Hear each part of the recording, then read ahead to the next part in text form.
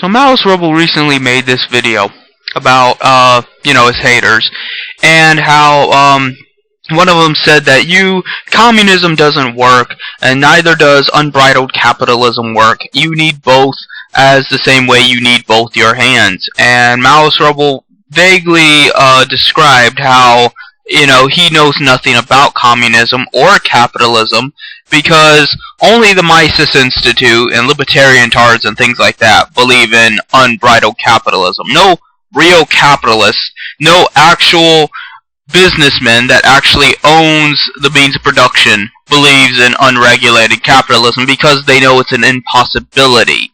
And I don't think he stressed that enough, so I'm going to do it. The thing is that the capitalists need the government. I know they say they don't. I know they claim to despise the government and shit. What it is certain capitalists within the capitalist system don't like government when it's intruding upon them.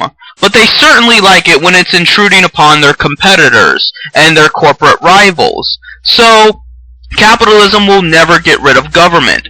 The only thing they'll get rid of is government being used for the good of the common man. They'll get rid of the public resources. They will get rid of, police actually arresting people hurting you. And they will use these institutions for themselves to protect their profit margins. That's why more police officers are being used to spray mace in the eyes of Occupy Wall Street than they are going into the ghettos to actually, arrest people shooting up the neighborhoods.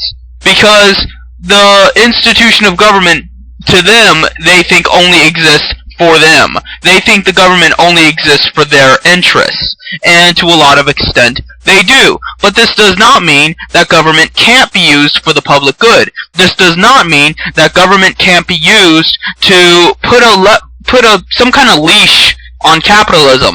And communists argue back and forth about, how to go about that leash. How to tighten the leash more and more until you choke the beast to death. And, we can talk about semantics all day. But that's what it really comes down to. You are not going to get rid of government or capitalism until you understand what they are and what the relationship with each other is. For you to say that the government is the problem is missing the point. The point is, what motivates government to be corrupt? What motivates government to protect the interests of a small elite few rather than the majority? And the issue is capitalism. The issue is government is not a bad entity. It is a super-organism. The idea of government is essentially good. Everything government has done has been good. Maybe not good for the vast majority, but it has always been the most efficient, and the highest quality, and the most pure of, any institution. So the issue becomes, well, if government is this really good thing, then it is a good thing that should be used for all of our gain, not just the gain of greedy capitalist scumbags that are willing to kill people in third world countries. So, how else can we explain this to you? How else can I or MaoistRebel explain this to you? That government isn't bad. What is bad is who is using government. What is bad is who holds the gun. And, if you want to be free, if you want to be productive, if you want to have a good life, you're going to have to take the gun back. And, that's something that people don't want to talk about.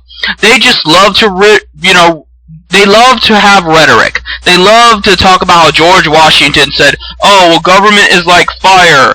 And Ben Franklin said, oh, well, those who would trade in a little security, trade freedom for security deserve neither, or some bullshit. What it really comes down to is the fact that your government isn't working for you because they're composed of individuals. The superorganism of government is good. The superorganism of government is the best thing I can possibly think of. However, individual people are corruptible. This is just the reality of the matter.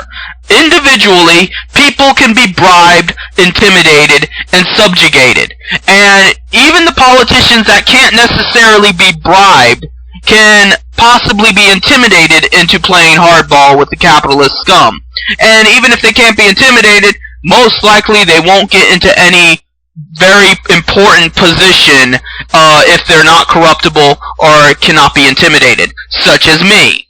So, because if I were in politics, I don't want your fucking money. I don't care about your money. I didn't release my book to make money. I released it to get a message out there.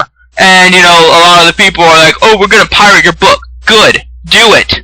So, you know, that's all I can really say here. Is that, in order to understand the problem, you have to understand who's the one causing the problem. You don't want to do that.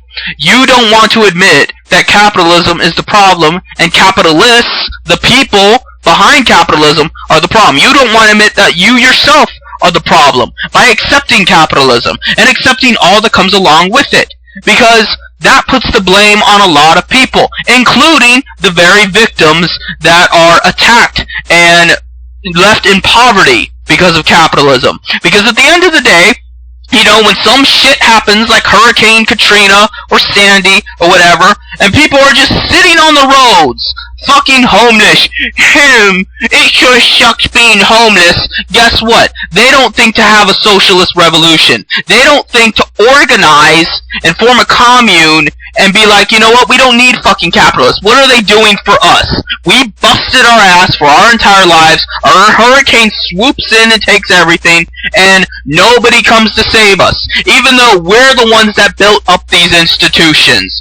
Our hard work contributed to the success of a few elite, and they don't even have the decency to be grateful enough to give back to us, to give us a house to live in, to give us food to eat, when it would not cost them barely anything, because they are so vastly rich that if you took away billions, they would still be billionaires. That's how fucking rich they are. And you're going to tell me that you're just sitting there on the roadside, and you still don't fucking think about communism. You still think capitalism works. It's better than Stalin. Stalin killed people. Mao killed people. Well, you know what? Maybe those people deserve to fucking die if they were like you, or like the capitalist scumbags that put you into these kinds of positions. So, that's really all I have to say here.